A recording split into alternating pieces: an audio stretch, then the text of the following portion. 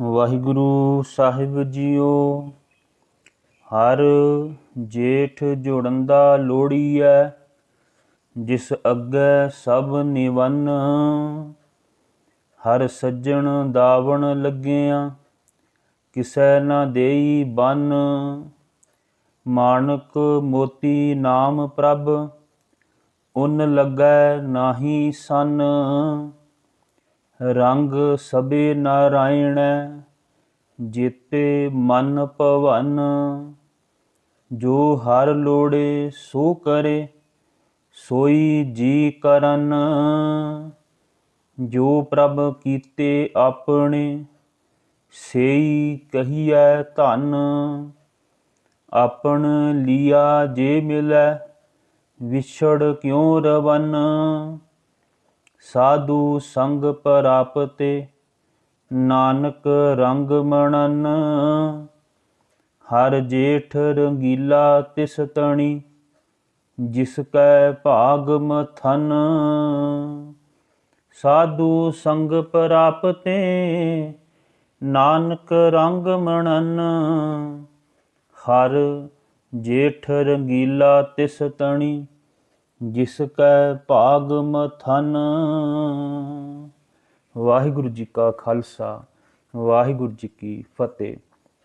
ਅੱਜ ਦੇ ਚੜ੍ਹੇ ਹੋਏ ਨਵੇਂ ਮਹੀਨੇ ਦੇ ਅੰਦਰ ਜੋ ਉਪਦੇਸ਼ ਅਸੀਂ ਕਮਾਉਣਾ ਹੈ, ਉਸ ਨੂੰ ਬਖਸ਼ਿਸ਼ ਕਰਦਿਆਂ ਹੋਇਆਂ ਧੰਨ ਗੁਰੂ ਅਰਜਨ ਸਾਹਿਬ ਮਹਾਰਾਜ ਕਹਿੰਦੇ ਨੇ, ਹਰ ਜੇਠ ਜੋੜੰਦਾ ਲੋੜੀਐ, ਜਿਸ ਅੱਗੇ ਸਭ ਨਿਵੰਨ। ਸਤਿਗੁਰੂ ਮਹਾਰਾਜ ਕਹਿੰਦੇ ਨੇ, ਉਸ ਹਰੀ ਦੇ ਅੱਗੇ ਸਾਰੇ ਜੀਵ ਨਿਭਦੇ ਹਨ, ਜਿਹੜਾ ਸਭ ਤੋਂ ਵੱਡਾ ਹੈ, ਤੇ ਉਹਦੇ ਨਾਲ ਹੀ ਹਰੇਕ ਮਨੁੱਖ ਨੂੰ ਜੁੜਨਾ ਚਾਹੀਦਾ ਹੈ। ਹਰ ਇੱਕ ਜੀਵ ਨੂੰ ਜੁੜਨਾ ਚਾਹੀਦਾ ਹੈ। ਮਨ ਵਿੱਚ ਇੱਛਾ ਹੋਣੀ ਚਾਹੀਦੀ ਹੈ ਕਿ ਉਸ ਪਰਮੇਸ਼ਰ ਦੇ ਨਾਲ ਜੁੜਿਆ ਜਾਵੇ। ਸੰਸਾਰ ਦੇ ਵਿੱਚ ਵਿਚਰਦਿਆਂ ਆਪਾਂ ਵੇਖਦੇ ਹਾਂ, ਗਰੀਬ ਮਨੁੱਖ ਅਮੀਰ ਦੇ ਅੱਗੇ ਝੁਕਦਾ ਹੈ, ਨਿਤਾਣਾ ਮਨੁੱਖ ਸਤਾਣੇ ਅੱਗੇ ਝੁਕਦਾ ਹੈ, ਪ੍ਰਜਾ ਵੱਡੇ ਅਫਸਰਾਂ ਦੇ ਅੱਗੇ ਝੁਕਦੀ ਹੈ, ਆਪਣੇ ਤੋਂ ਵੱਡੇ ਵਜ਼ੀਰਾਂ ਦੇ ਅੱਗੇ ਝੁਕਦੀ ਹੈ। ਗਰਜਮੰਦ ਮਨੁੱਖ ਗਰਜ ਪੂਰਤਾ ਅੱਗੇ ਝੁਕਦਾ ਹੈ।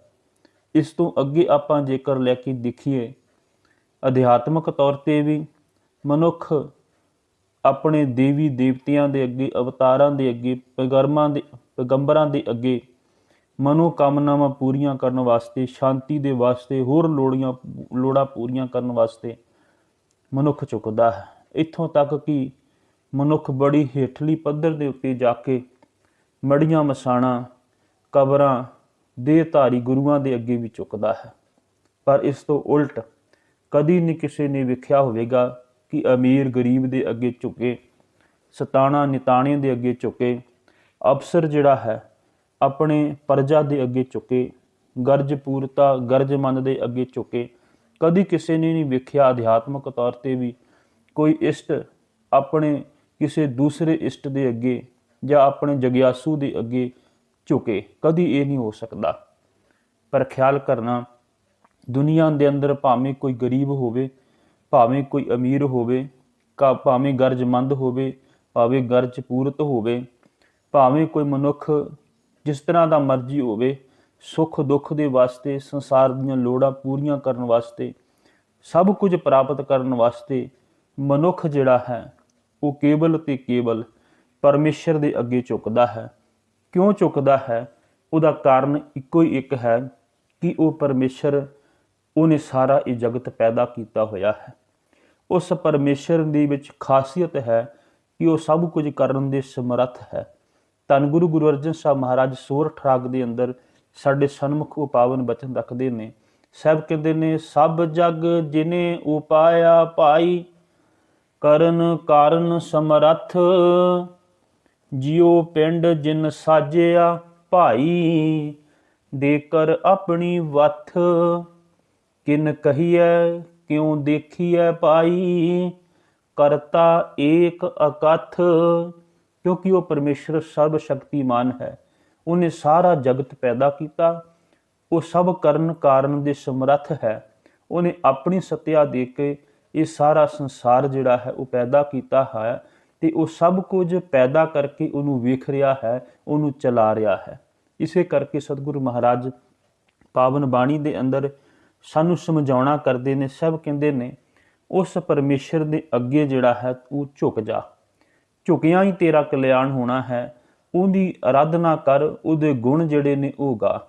ਸਤਿਗੁਰੂ ਮਹਾਰਾਜ ਕਹਿੰਦੇ ਨੇ ਬੰਦਨਾ ਹਰ ਬੰਦਨਾ, ਗੁਣ ਗਾਵੋ ਗੋਪਾਲ ਰਾਏ, ਵੱਡੇ ਭਾਗ ਭੇਟੇ ਗੁਰਦੇਵਾ, ਕੋਟ ਪਰਾਧ ਮਿਟੇ ਹਰ ਸੇਵਾ।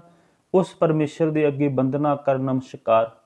ਜੇ ਤੈਨੂੰ ਵੱਡੇ ਭਾਗਾਂ ਦੇ ਨਾਲ ਗੁਰੂ ਮਿਲ ਜਾਵੇਗਾ ਤੇ ਤੇਰੇ ਸਾਰੇ ਪਾਪ ਜਿਹੜੇ ਨੇ ਉਹ ਕੱਟੇ ਜਾਵਣਗੇ ਗੁਰੂ ਦੀ ਸੇਵਾ ਕਰਦਿਆਂ। ਤੇ ਇਸ ਪਾਵਨ ਬਚਨ ਦੇ ਅਖੀਰ ਦੇ ਵਿੱਚ ਵੀ ਸਤਿਗੁਰੂ ਮਹਾਰਾਜ ਨੇ ਇਹੀ ਗੱਲ ਸਾਨੂੰ ਆਖਣੀ ਹੈ। ਸਭ ਕਹਿਣ ਲੱਗੇ ਉਹਨੂੰ ਆਦੇਸ਼ ਕਰ, ਉਹਨੂੰ ਨਮਸਕਾਰ ਕਰ, ਜਿਹਨੇ ਇਹ ਸਾਰਾ ਜਗਤ ਪੈਦਾ ਕੀਤਾ ਹੈ। ਆਦੇਸ਼ ਬਾਬਾ ਆਦੇਸ਼, ਆਦ ਪੁਰਖ ਤੇਰਾ ਅੰਤ ਨਾ ਪਾਇਆ, ਕਰ ਕਰ ਦੇਖੇ ਵੇਸ। ਉਸ ਪਰਮੇਸ਼ਰ ਦਾ ਕਿਸੇ ਨੇ ਅੰਤ ਨਹੀਂ ਪਾਇਆ। ਉਹ ਤੇ ਸਭ ਕੁਝ ਕਰਕੇ ਉਹਦੀ ਅਡੰਬਣਾ ਹੈ, ਉਹਦੀ ਕੌਤਕ ਹੈ, ਉਹਦੀ ਚੋਜ ਹੈ। ਉਹ ਸਭ ਕੁਝ ਦੇਖ ਕੇ ਤੇ ਸਭ ਕੁਝ ਕਰ ਰਿਹਾ ਹੈ। ਤੇ ਸਤਿਗੁਰੂ ਮਹਾਰਾਜ ਕਹਿੰਦੇ ਨੇ ਉਸ ਪਰਮੇਸ਼ਰ ਦੇ ਨਾਲ ਜੁੜਿਆ, ਕਿਉਂਕਿ ਸਾਹਿਬ ਪਾਵਨ ਬਚਨ ਵਿੱਚ ਕਹਿੰਦੇ ਨੇ ਹਰ ਜੇਠ ਜੋੜੰਦਾ ਲੋੜੀਐ, ਜਿਸ ਅੱਗੇ ਸਭ ਨਿਵਨ। ਉਸ ਹਰੀ ਜੇਠ, ਜੇਠ ਦਾ ਮਤਲਬ ਹੁੰਦਾ ਵੱਡਾ। ਸਤਿਗੁਰੂ ਮਹਾਰਾਜ ਕਹਿੰਦੇ ਨੇ ਉਸ ਵੱਡੇ ਪਰਮੇਸ਼ਰ ਦੇ ਨਾਲ ਜੁੜ ਜਾ। ਤੇ ਜੁੜਨ ਦਾ ਫਿਰ ਤੈਨੂੰ ਫਾਇਦਾ ਕੀ ਹੋਵੇਗਾ? ਧੰਨ ਗੁਰੂ ਅਰਜਨ ਸਾਹਿਬ ਮਹਾਰਾਜ ਗੌੜੀ ਰਾਗ ਦੇ ਵਿੱਚ ਸਾਡੇ ਸਨਮੁਖ ਰੱਖਦੇ ਨੇ। ਸਾਹਿਬ ਕਹਿੰਦੇ ਨੇ ਹਰ ਸਿਉ ਜੁਰੈ ਤਾਂ ਸਭ ਕੋ ਮੀਤ, ਹਰ ਸਿਉ ਜੁਰੈ ਤਾਂ ਨਿਹਚਲ ਚੀਤ। ਸਾਹਿਬ ਕਹਿਣ ਲੱਗੇ ਜੇ ਹਰੀ ਦੇ ਨਾਲ ਜੁੜ ਜਾਵੇਂਗਾ ਤੇ ਤੈਨੂੰ ਸਾਰੇ ਆਪਣੇ ਮਿੱਤਰ ਦਿਖਣ ਲੱਗ ਪੈਣਗੇ। ਤੈਨੂੰ ਬਗਾਨਾ ਫਿਰ ਕੋਈ ਦਿਸੇਗਾ ਨਹੀਂ, ਸਭ ਮੀਤ ਹੀ ਦਿਸਣਗੇ, ਮਿੱਤਰ ਹੀ ਦਿਸਣਗੇ। ਹਰ ਸਿਉ ਜੁਰੇ ਤਾਂ ਨਿਹਚਲ ਚੀਤ, ਤੇਰਾ ਚਿੱਤ ਜਿਹੜਾ ਹੈ ਉਹ ਟਿਕਾਓ ਦੇ ਵਿੱਚ ਆ ਜਾਵੇਗਾ, ਇਹ ਭੱਜੇਗਾ ਨਹੀਂ। ਹਰ ਸਿਉ ਜੁਰੈ ਨਾ ਵਿਆਪੇ ਕਾੜਾ, ਜੇ ਤੂੰ ਪਰਮੇਸ਼ਰ ਦੇ ਨਾਲ ਜੁੜ ਜਾਵੇਂਗਾ ਤੇਰੇ ਚਿੰਤਾਵਾਂ ਖਤਮ ਹੋ ਜਾਵਣਗੀਆਂ। ਹਰ ਸਿਉ ਜੁਰੈ ਤਾਂ ਹੋਏ ਨਿਸਤਾਰਾ, ਤੇਰਾ ਨਿਸਤਾਰਾ ਹੋ ਜਾਵੇਗਾ, ਵਿਕਾਰਾਂ ਦੇ ਵਿੱਚੋਂ ਤੂੰ ਨਿਕਲ ਜਾਵੇਂਗਾ। ਰੇ ਮਨ ਮੇਰੇ ਤੂੰ ਹਰ ਸਿਉ ਜੋਰ, ਮਨ ਨੂੰ ਸਮਝੋਬਨ ਕਰਨ ਦਾ ਯਤਨ ਕਰਦਿਆਂ ਹੋਇਆਂ ਸਤਿਗੁਰੂ ਮਹਾਰਾਜ ਕਹਿੰਦੇ ਨੇ ਐ ਮੇਰੇ ਮਨ ਤੂੰ ਹਰੀ ਦੇ ਨਾਲ ਜੁੜ ਜਾ। ਕਾਜ ਤੁਹਾਰੇ ਨਾਹੀ ਹੋਰ, ਤੇਰਾ ਸੰਸਾਰ ਦੇ ਵਿੱਚ ਹੋਰ ਕੋਈ ਕਾਰਜ ਨਹੀਂ ਹੈ, ਇੱਕੋ ਇੱਕ ਕਾਰਜ ਹੈ ਉਸ ਪਰਮੇਸ਼ਰ ਦੇ ਨਾਲ ਜੁੜ ਜਾਣਾ। ਵੱਡੇ ਵੱਡੇ ਜੋ ਦੁਨੀਆਦਾਰ, ਕਾਹੂ ਕਾਜ ਨਾਹੀ ਗਵਾਰ। ਦੁਨੀਆ ਦੇ ਅੰਦਰ ਬੜੇ ਵੱਡੇ ਲੋਕ ਨੇ, ਜੋ ਉਹ ਇਕੱਠਾ ਕਰਦੇ ਨੇ ਉਹ ਸਾਰਾ ਕੁਝ ਇੱਥੇ ਰਹਿ ਜਾਣਾ, ਉਹਨਾਂ ਦੇ ਕਾਜ ਨਹੀਂ ਆਉਣਾ, ਉਹਨਾਂ ਦੇ ਕੰਮ ਨਹੀਂ ਆਉਣਾ।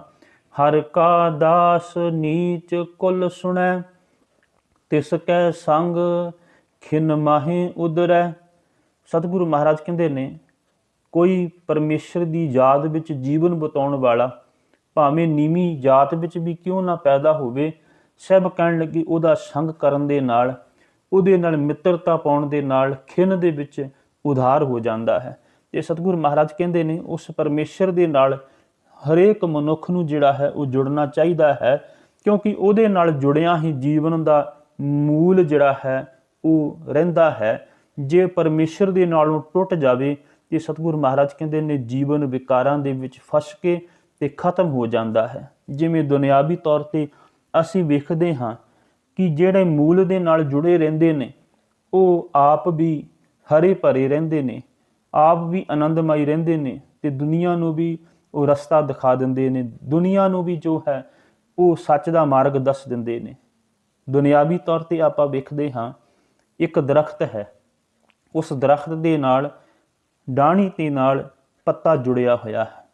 ਜਿੰਨੀ ਦੇਰ ਤੱਕ ਉਹ ਡਾਲੀ ਦੇ ਨਾਲ ਪੱਤਾ ਜੁੜਿਆ ਹੋਇਆ ਹੈ ਆਪ ਵੀ ਹਰਾ ਭਰਾ ਰਹਿੰਦਾ ਹੈ, ਦੇਖਣ ਨੂੰ ਸੁੰਦਰ ਲੱਗਦਾ ਹੈ।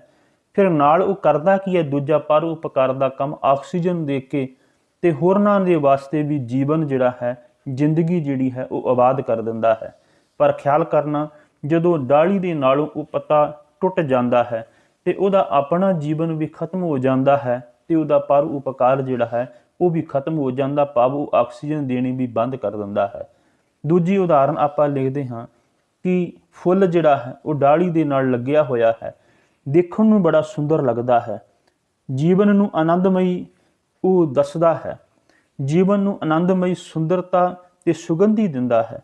ਤੇ ਖਿਆਲ ਕਰਨਾ, ਜਦੋਂ ਉਹ ਫੁੱਲ ਆਪਣੀ ਡਾਲੀ ਦੇ ਨਾਲੋਂ ਟੁੱਟ ਜਾਂਦਾ ਹੈ ਤੇ ਖਿਆਲ ਕਰਨਾ ਆਪਣੀ ਸੁੰਦਰਤਾ ਵੀ ਗਵਾ ਲੈਂਦਾ ਹੈ ਤੇ ਦੁਨੀਆ ਦੇ ਅੰਦਰ ਉਹਨੂੰ ਵੇਖਣ ਵਾਲੇ ਵੀ ਫਿਰ ਵੇਖਦੇ ਨਹੀਂ, ਕਿਉਂਕਿ ਉਹਦੀ ਸੁੰਦਰਤਾ, ਉਹਦੀ ਸੁਗੰਧੀ ਜਿਹੜੀ ਹੈ ਉਹ ਵੀ ਖਤਮ ਹੋ ਜਾਂਦੀ ਹੈ। ਇਸੇ ਤਰ੍ਹਾਂ ਸਤਿਗੁਰੂ ਮਹਾਰਾਜ ਕਹਿੰਦੇ ਨੇ ਕਿ ਇਹ ਮਨੁੱਖ, ਜੇ ਤੂੰ ਪਰਮਾਤਮਾ ਦੇ ਨਾਲ ਜੁੜਿਆ ਰਹੇਗਾ ਤੇ ਪਰਮਾਤਮਾ ਦੇ ਨਾਲ ਜੁੜਨ ਦੇ ਕਾਰਨ ਤੂੰ ਵੀ ਆਤਮਿਕ ਆਨੰਦ ਮਾਣੇਗਾ। ਤੇ ਖਿਆਲ ਕਰੀ, ਇਸ ਆਤਮਿਕ ਆਨੰਦ ਦੇ ਅੰਦਰ ਤੂੰ ਹੋਰਨਾਂ ਦਾ ਵਾਸਤੇ ਵੀ ਵਸੀਲਾ ਬਣ ਜਾਏਗਾ ਕਿ ਤੂੰ ਹੋਰਨਾਂ ਨੂੰ ਵੀ ਪਰਮੇਸ਼ਰ ਦੇ ਨਾਮ ਦੇ ਨਾਲ ਜੋੜ ਲਏਗਾ। ਪਰ ਖਿਆਲ ਕਰਨਾ, ਜੇਕਰ ਤੂੰ ਪਰਮੇਸ਼ਰ ਦੇ ਨਾਲੋਂ ਟੁੱਟ ਗਿਆ ਤੇ ਸਤਿਗੁਰੂ ਮਹਾਰਾਜ ਕਹਿਣ ਲੱਗੇ ਫਿਰ ਤੇ ਐ ਮਨੁੱਖ, ਤੂੰ ਤੇ ਧਰਤੀ ਦੇ ਉੱਤੇ ਇੱਕ ਨਿਰਾ ਭਾਰ ਹੀ, ਇੱਕ ਤੁਰਦੀ ਫਿਰਦੀ ਲਾਸ਼ ਹੀ ਨਜ਼ਰ ਆਵੇਗਾ। ਸਤਿਗੁਰੂ ਮਹਾਰਾਜ ਪਾਵਨ ਬਾਣੀ ਦੇ ਵਿੱਚ ਕਹਿੰਦੇ ਨੇ, ਬਾਬਾ ਫਰੀਦ ਜੀ ਦੀ ਦ੍ਰਿਸ਼ਟੀ ਵਿੱਚ ਉਹ ਮਨੁੱਖ ਇਹੋ ਜਿਹਾ ਹੈ। ਸਾਹਿਬ ਕਹਿੰਦੇ ਨੇ, ਵਿਸਰਿਆ ਜਿਨ ਨਾਮ ਤੇ ਭੋਏ ਭਾਰ ਥੀਏ। ਬਾਬਾ ਫਰੀਦ ਜੀ ਕਹਿਣ ਲੱਗੇ, ਜਿਨ੍ਹਾਂ ਨੂੰ ਨਾਮ ਵਿਸਰ ਗਿਆ, ਮਨ ਉਹ ਤੇ ਧਰਤੀ ਦੇ ਉੱਤੇ ਭਾਰ ਨੇ।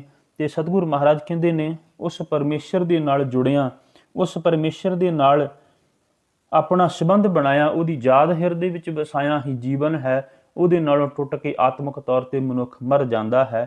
ਤੇ ਸਤਿਗੁਰੂ ਮਹਾਰਾਜ ਅਗਲੀ ਪੰਕਤੀ ਵਿੱਚ ਕਹਿੰਦੇ ਨੇ, ਹਰ ਸੱਜਣ ਦਾਵਣ ਲੱਗਿਆ ਕਿਸੈ ਨਾ ਦੇਈ ਬਨ। ਹਰ ਸੱਜਣ ਦਾਵਣ ਲੱਗਿਆ, ਉਸ ਪਰਮੇਸ਼ਰ ਦਾ ਦਾਵਨ ਭਾਵ ਪੱਲਾ ਪਕੜਿਆ। ਤੇ ਸਤਿਗੁਰੂ ਮਹਾਰਾਜ ਕਹਿੰਦੇ ਨੇ, ਫਿਰ ਵਿਕਾਰ ਜਿਹੜੇ ਨੇ ਉਹ ਮਨੁੱਖ ਨੂੰ ਬੰਨ ਨਹੀਂ ਸਕਦੇ, ਕਿਉਂਕਿ ਮਨੁੱਖ ਵਿਕਾਰਾਂ ਵਿੱਚ ਹੀ ਫਸ ਕੇ ਜ਼ਿੰਦਗੀ ਬਰਬਾਦ ਕਰਦਾ ਹੈ। ਤੇ ਸਾਹਿਬ ਕਹਿਣ ਲੱਗੇ, ਉਸ ਪਰਮੇਸ਼ਰ ਸੱਜਣ, ਜਿਹੜਾ ਅਸਲ ਸੱਜਣ ਹੈ, ਉਹਦਾ ਪੱਲਾ ਪਕੜਿਆ ਤੇ ਫਿਰ ਵਿਕਾਰ ਬੰਨ ਨਹੀਂ ਸਕਦੇ। ਤੇ ਉਹ ਸੱਜਣ ਕੀ ਹੈ? ਸਤਿਗੁਰੂ ਮਹਾਰਾਜ ਕਹਿੰਦੇ ਨੇ, ਉਹ ਸੱਜਣ ਦੇ ਨਾਲ ਮਿਲਿਆ ਜਿਹੜਾ ਹੈ ਉਹ ਭੈੜੀਆਂ ਵਾਦੀਆਂ ਖਤਮ ਹੋ ਜਾਂਦੀਆਂ ਨੇ। ਜਿਨ੍ਹਾਂ ਦਸੰਦੜਿਆਂ ਦੁਰਮਤ ਵੰਜੈ, ਭਾਵ ਭੈੜੀ ਮਤ ਦੂਰ ਹੋ ਜਾਂਦੀ ਹੈ। ਮਿੱਤਰ ਅਸਾਡੜੇ ਸੇਈ, ਹਉ ਟੁਟੇਂਦੀ ਜਗ ਸੁਬਾਇਆ, ਜਨ ਨਾਨਕ ਵਿਰਲੇ ਕੇਈ। ਸਤਿਗੁਰੂ ਮਹਾਰਾਜ ਕਹਿੰਦੇ ਨੇ, ਹੈ ਉਹ ਵਿਰਲੇ, ਪਰ ਉਹ ਜੱਗ ਦੇ ਵਿੱਚ ਢੂੰਡਿਆਂ ਪ੍ਰਾਪਤ ਹੋ ਜਾਂਦੇ ਨੇ ਤੇ ਉਹਨਾਂ ਦੇ ਨਾਲ ਮਿਲਿਆ ਦੁਰਮਤ ਭਾਵ ਭੈੜੀ ਮਤ ਦੂਰ ਹੋ ਜਾਂਦੀ ਹੈ। ਉਹੀ ਅਸਲ ਦੇ ਵਿੱਚ ਮਿੱਤਰ ਹਨ। ਤੇ ਸਤਿਗੁਰੂ ਮਹਾਰਾਜ ਕਹਿੰਦੇ, ਦੁਨੀਆ ਦੇ ਅੰਦਰ ਆਪਣੇ ਆਪ ਨੂੰ ਮਿੱਤਰ ਤੇ ਬਹੁਤ ਕਹਾਉਂਦੇ ਨੇ।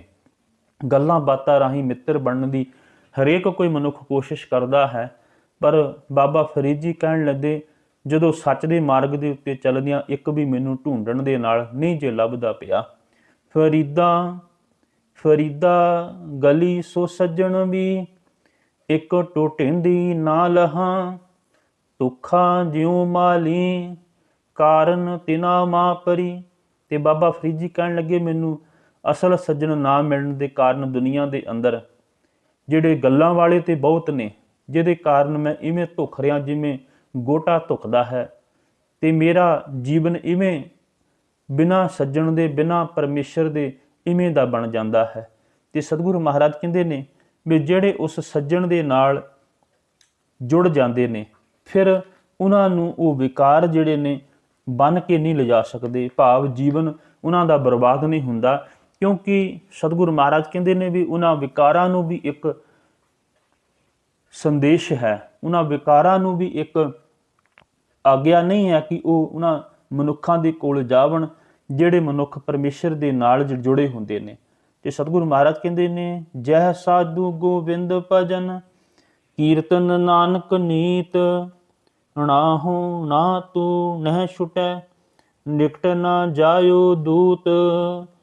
ਉਹ ਦੂਤ ਜਿਹੜੇ ਨੇ, ਵਿਕਾਰ ਜਿਹੜੇ ਨੇ, ਉਹ ਫਿਰ ਉਹਨਾਂ ਮਨੁੱਖਾਂ ਦੇ ਕੋਲ ਨਹੀਂ ਆਉਂਦੇ, ਕਿਉਂਕਿ ਸਤਿਗੁਰੂ ਮਹਾਰਾਜ ਕਹਿੰਦੇ ਨੇ ਵੀ ਧਰਮ ਰਾਜ ਜਿਹੜਾ ਹੈ ਉਹਨੂੰ ਵੀ ਇਹ ਹੁਕਮ ਹੈ, ਧਰਮ ਰਾਏ ਨੂੰ ਹੁਕਮ ਹੈ, ਬੈ ਸੱਚਾ ਧਰਮ ਵਿਚਾਰ, ਦੂਜੇ ਭਾਏ ਦੁਸ਼ਟ ਆਤਮਾ ਉਹ ਤੇਰੀ ਸਰਕਾਰ। ਸਤਿਗੁਰੂ ਮਹਾਰਾਜ ਕਹਿੰਦੇ ਨੇ ਉਹਨਾਂ ਨੂੰ ਵੀ ਹੁਕਮ ਹੈ ਵੀ ਉਹ ਉਹਨਾਂ ਮਨੁੱਖਾਂ ਦੇ ਕੋਲ ਨਹੀਂ ਜਾ ਸਕਦੇ ਜਿੱਥੇ ਉਹ ਮਨੁੱਖ ਪਰਮੇਸ਼ਰ ਬੰਦਗੀ ਦੇ ਵਿੱਚ ਜੁੜੇ ਹੋਏ ਨੇ। ਤੇ ਸਤਿਗੁਰੂ ਮਹਾਰਾਜ ਅੱਗੇ ਕਹਿੰਦੇ ਨੇ, ਮਾਣਕ ਮੋਤੀ ਨਾਮ ਪ੍ਰਭ ਉਨ ਲੱਗੇ ਨਾਹੀ ਸਨ। ਉਹ ਪਰਮੇਸ਼ਰ ਦਾ ਨਾਮ ਜਿਹੜਾ ਹੈ, ਜਿਸ ਨਾਮ ਦੇ ਨਾਲ ਜੁੜਿਆਂ ਮਨੁੱਖ ਦਾ ਪਾਰ ਉਤਾਰਾ ਹੁੰਦਾ ਹੈ, ਸਤਿਗੁਰੂ ਮਹਾਰਾਜ ਕਹਿੰਦੇ ਨੇ ਬੜਾ ਕੀਮਤੀ ਹੈ। ਮਾਣਕ ਮੋਤੀ ਨਾਮ ਪ੍ਰਭ, ਮੋਤੀ ਹੀਰਿਆਂ ਵਰਗਾ ਉਹ ਕੀਮਤੀ ਨਾਮ ਹੈ। ਤੇ ਸਤਿਗੁਰੂ ਮਹਾਰਾਜ ਕਹਿੰਦੇ ਨੇ ਉਨ ਲੱਗੇ ਨਾਹੀ ਸਨ। ਸਨ ਦਾ ਮਤਲਬ ਹੁੰਦਾ ਚੋਰੀ ਕਰਨਾ। ਉਹਨਾਂ ਨੂੰ ਕੋਈ ਚੋਰੀ ਕਰਕੇ ਵੀ ਨਹੀਂ ਲਿਜਾ ਸਕਦਾ। ਤੇ ਉਸ ਪਰਮੇਸ਼ਰ ਦਾ ਨਾਮ ਕਿਤਨਾ ਕੁ ਕੀਮਤੀ ਹੈ, ਸਤਿਗੁਰੂ ਮਹਾਰਾਜ ਆਪਣੀ ਪਾਵਨ ਬਾਣੀ ਦੇ ਵਿੱਚ ਖਿਆਲ ਬਖਸ਼ਿਸ਼ ਕਰਦੇ ਨੇ। ਬਾਬਾ ਕਬੀਰ ਜੀ ਕਹਿੰਦੇ ਨੇ, ਕੰਚਨ ਸਿਉ ਪਾਈਐ ਨਹੀਂ ਤੋਲ, ਮਨ ਦੇ RAM ਲਿਆ ਹੈ ਮੋਲ। ਉਹ ਪਰਮੇਸ਼ਰ ਦਾ ਨਾਮ ਜਿਹੜਾ ਹੈ, ਜੇ ਕੋਈ ਕਹੇ ਵੀ ਮੈਂ ਸੋਨਾ ਦਾਨ ਕਰਕੇ ਤੇ ਉਹਨੂੰ ਮੁੱਲ ਲੈ ਲਵਾਂ, ਸਭ ਕਹਿਣ ਲੱਗੇ ਨਹੀਂ ਮਿਲਿਆ ਜਾ ਸਕਦਾ। ਮਨ ਦੇ RAM ਲਿਆ ਹੈ ਮੋਲ। ਉਹ ਤੇ ਮਨ ਜਿਹੜਾ ਵੇਚ ਕੇ ਪਰਮੇਸ਼ਰ ਨੂੰ ਫਿਰ ਉਹਦੇ ਬਦਲੇ ਦੇ ਵਿੱਚ ਪ੍ਰਾਪਤ ਹੋ ਸਕਦਾ ਹੈ।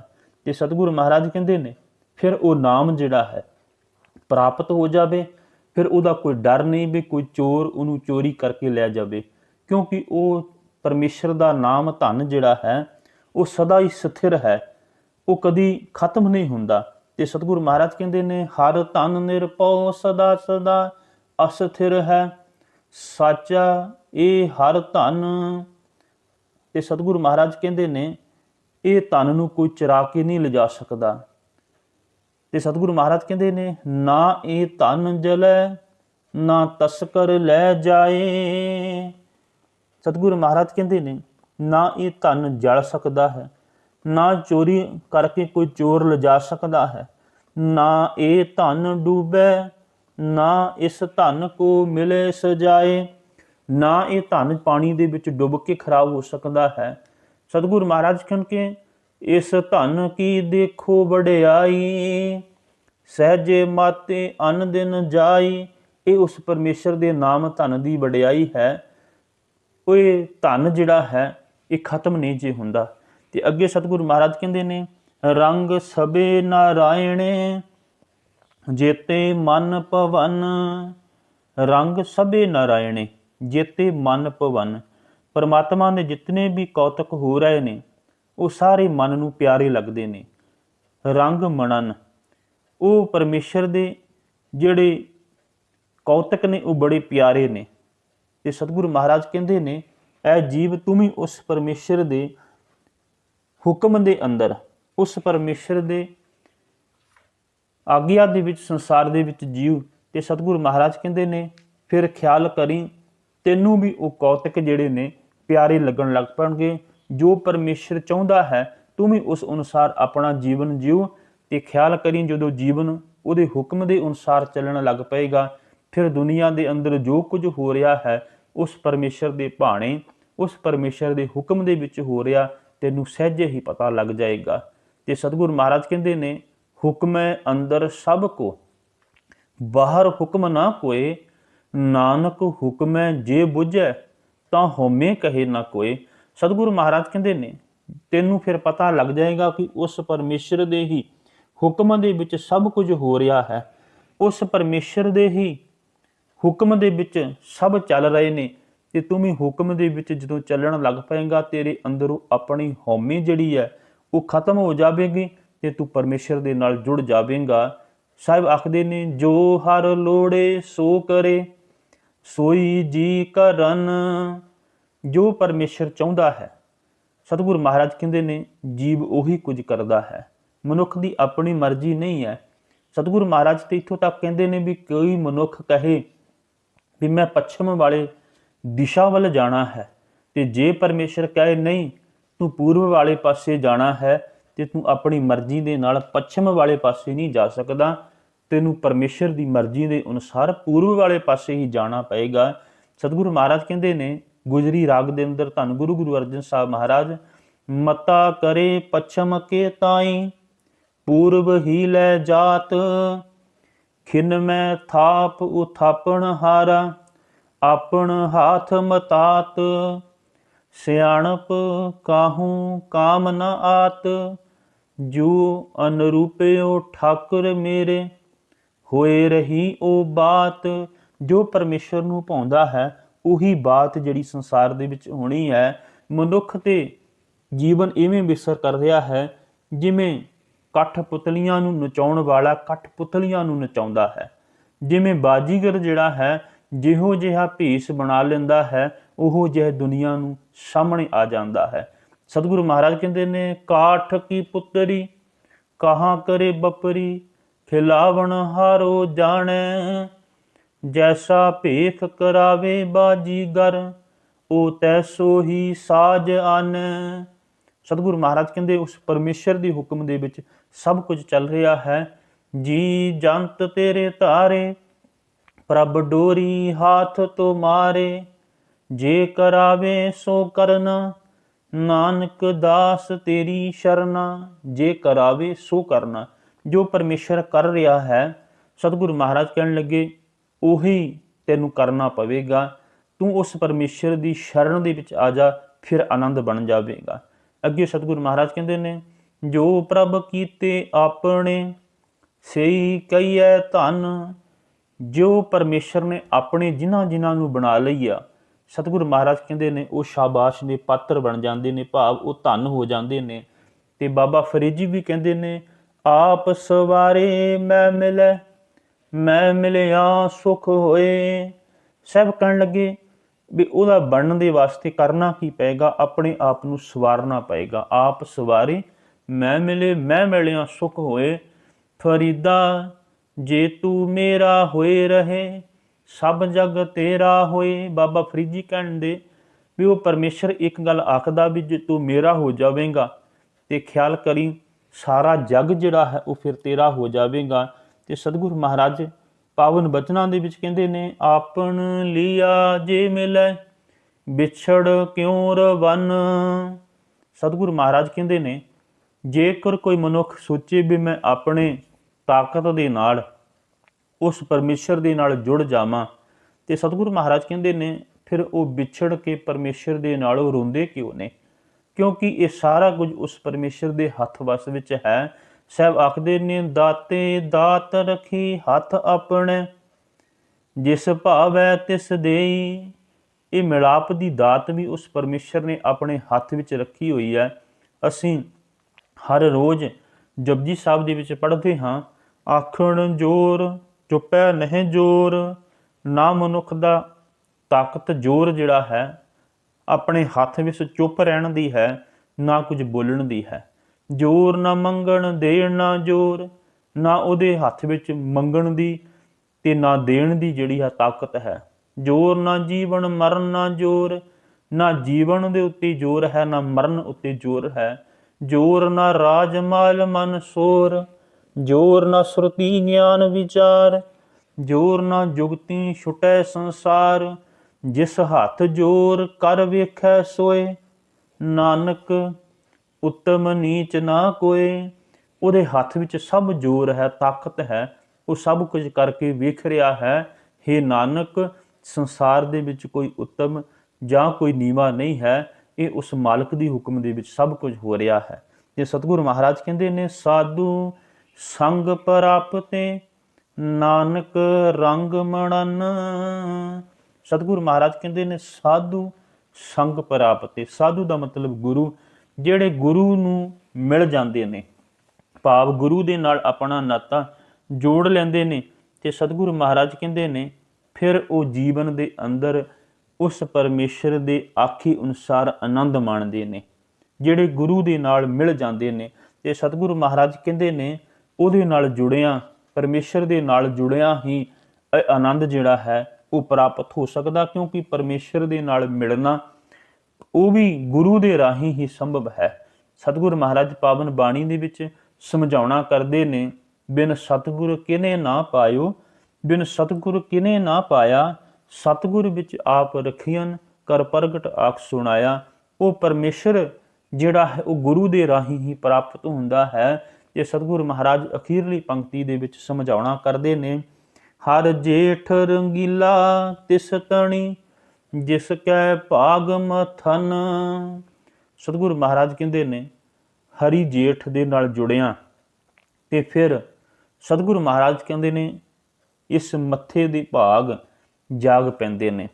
ਜਿਨ੍ਹਾਂ ਦੇ ਮੱਥੇ ਦੇ ਭਾਗ ਜਾਗ ਪੈਂਦੇ ਨੇ, ਸਤਿਗੁਰੂ ਮਹਾਰਾਜ ਕਹਿੰਦੇ ਨੇ ਫਿਰ ਉਹਨਾਂ ਨੂੰ ਇਹ ਜੇਠ ਦਾ ਮਹੀਨਾ ਜਿਹੜਾ ਹੈ ਉਹ ਸੁਹਾਵਣਾ ਲੱਗਦਾ ਹੈ। ਉਹ ਮਾਲਕ ਜਿਹਨੂੰ ਮਿਲ ਜਾਂਦਾ ਹੈ, ਤੇ ਇਹ ਮਿਲਦਾ ਤਾਂ ਹੈ ਇਹ ਕਮਾਈ ਕਰਨ ਦੇ ਨਾਲ, ਕਰਮ ਚੰਗੇ ਕਰਨ ਦੇ ਨਾਲ। ਜਦੋਂ ਇਹ ਕੀਤੇ ਹੋਏ ਚੰਗੇ ਕਰਮ ਫਿਰ ਉਹ ਅੰਕੁਰ ਬਣ ਕੇ ਪੁੰਗਰਦੇ ਨੇ ਤੇ ਫਿਰ ਉਹ ਪਰਮੇਸ਼ਰ ਦੀ ਯਾਦ ਵਿੱਚ ਮਨੁੱਖ ਜਿਉਣ ਲੱਗ ਪੈਂਦਾ ਹੈ। ਸਤਿਗੁਰੂ ਮਹਾਰਾਜ ਕਹਿੰਦੇ ਨੇ ਪੂਰਬ ਕਰਮ ਅੰਕੁਰ ਜਬ ਪ੍ਰਗਟੇ, ਭੇਟਿਓ ਪੁਰਖ ਰਸਕ ਬੈਰਾਗੀ, ਮਿਟਿਓ ਅੰਧੇਰ ਮਿਲਤ ਹਰ ਨਾਨਕ, ਜਨਮ ਜਨਮ ਕੀ ਸੋਈ ਜਾਗੀ।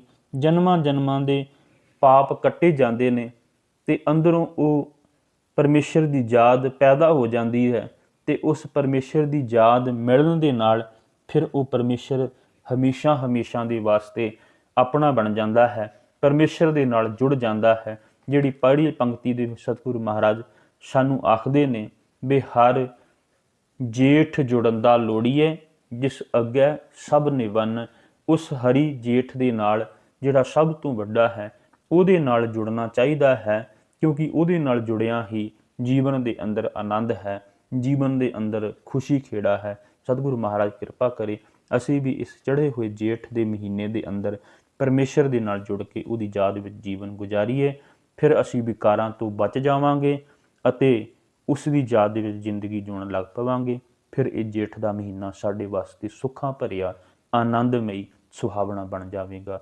ਵਿਚਾਰਾਂ ਦੀ ਸਾਂਝ ਕਰਦਿਆਂ ਹੋਈਆਂ ਬੇਅੰਤ ਭੁੱਲਾਂ ਦੀ ਖਿਮਾ ਫਤਿਹ ਪ੍ਰਵਾਨ ਕਰੋ। ਵਾਹਿਗੁਰੂ ਜੀ ਕਾ ਖਾਲਸਾ, ਵਾਹਿਗੁਰੂ ਜੀ ਕੀ ਫਤਿਹ।